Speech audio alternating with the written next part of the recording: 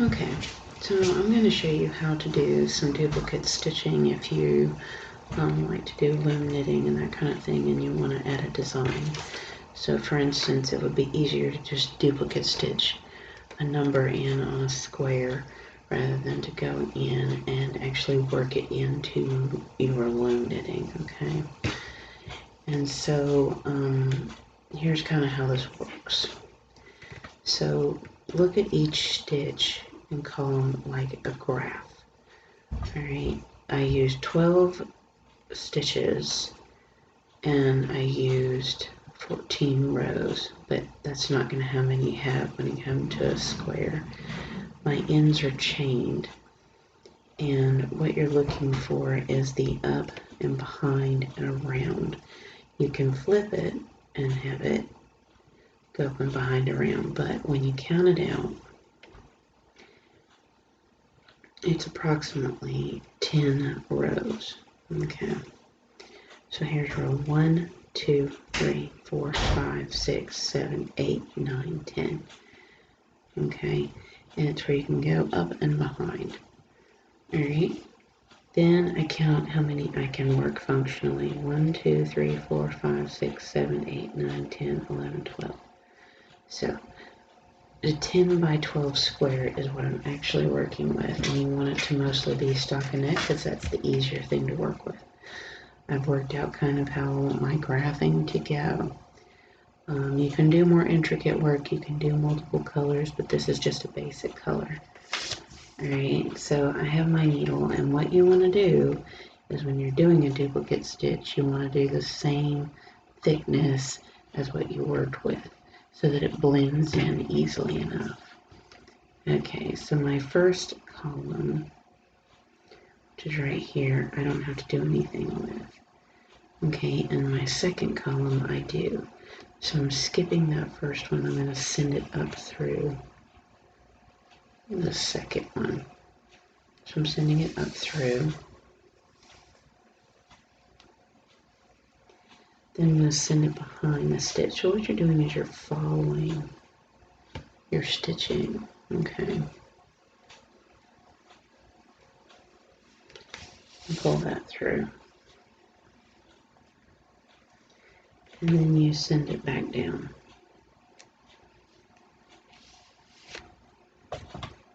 This will be fun. Okay, so you pull that through. Okay, and there you go. Alright, so then it says I'm going to skip one and I'm going to be coming up and doing this one. So I'm going to go through that one,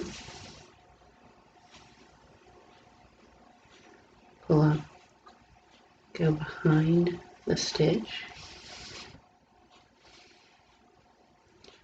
and go back down where I came.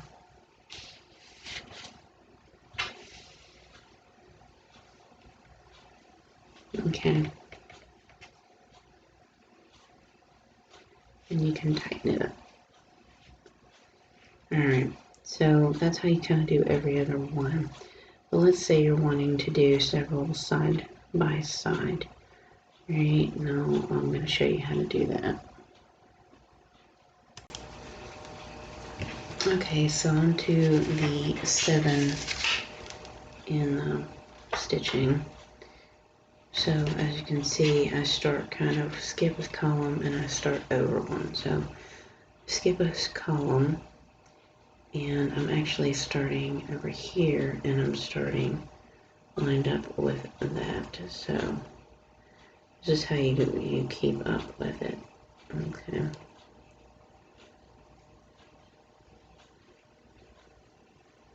So we're starting in the middle of these two and we're skipping a column. Right, and you're going to line it up. You're going to 1, 2, 3. Okay. You're going to send it through. Then you're going to send it behind.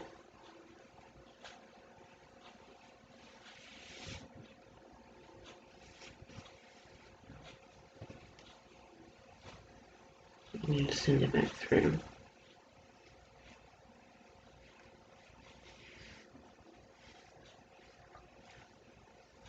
Now I'm still not cutting anything, as you can see back here. Okay, so we're not doing every other one, we're doing every one now. So you're going to go up through the center of the next one. Okay, you can go through the center of that next one. Pull through. As you go up 3,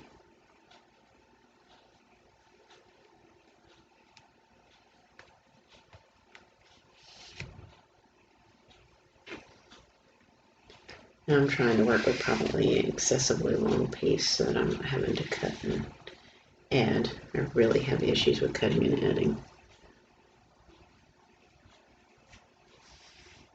Okay. And then you have one more. So you're going to go through the center of that one. As you can see. Okay.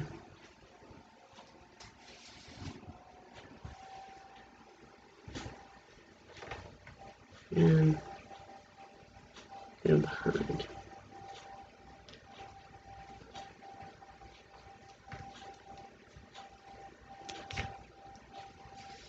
Okay, this is the last one on this one that we're going to be working side by side next.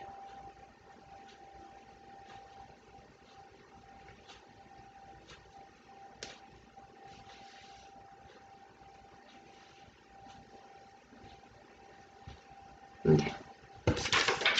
So it says you're going to be working side by side then for 3 more stitches. It's just like a graph. You follow your stitch patterning.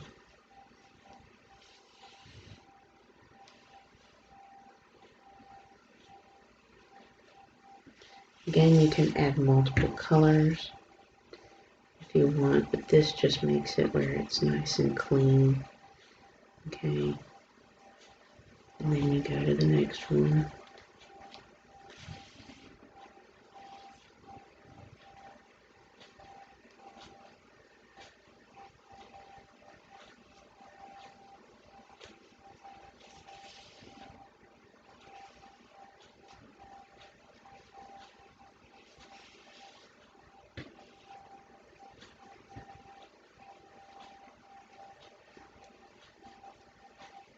And it is going to have more of an arrow look, but that's because you are following the stitches. It would look like this even if you were trying to work it in. But I find that it was just a little easier to duplicate stitch this in rather than to go in and actually knit it in. Okay.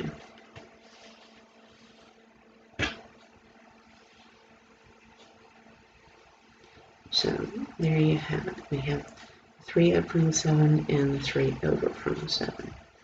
Right, and then it says we have to do 1, 2, 3, 4.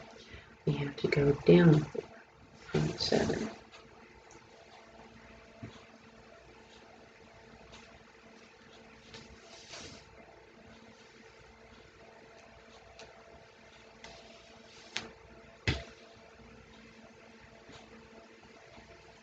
Okay, again, I really find this more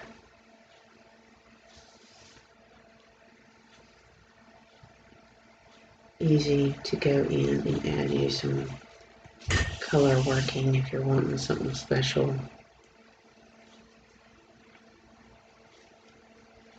But it's still a type of graphing that you have to figure out what you're doing with.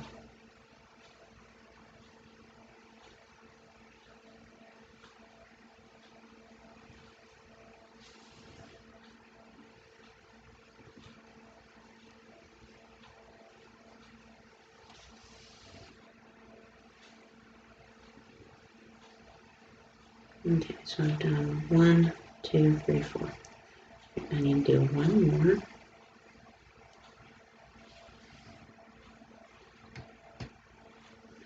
And you can do the stitches tighter. Okay. You just follow your graphing out.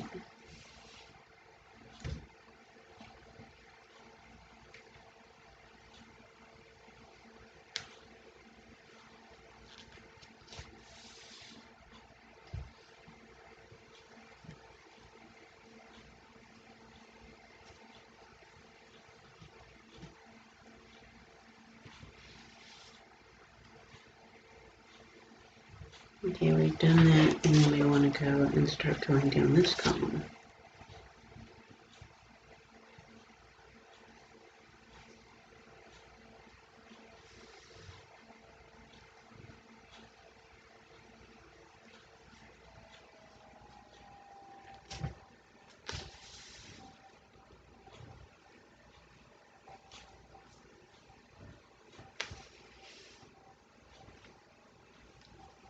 And at this point, you want to do 1, 2, 3, 4, 5. 5 down, or 6, depending. But you go all the way down, and then you go across. So you're following the graphing here. Okay, so you can kind of see what you're doing here.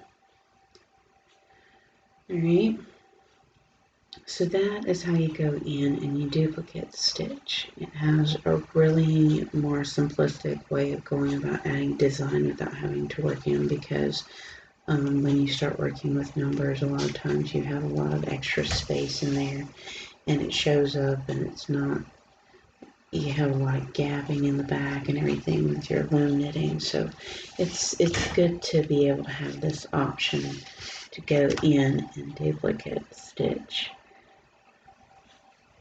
in a pattern. Okay, and I'm also going to try to show a video on how to embroider with your loom knit garments. Okay, but this is how you duplicate stitch. And you can see that it has a really nice look to it. It really pops.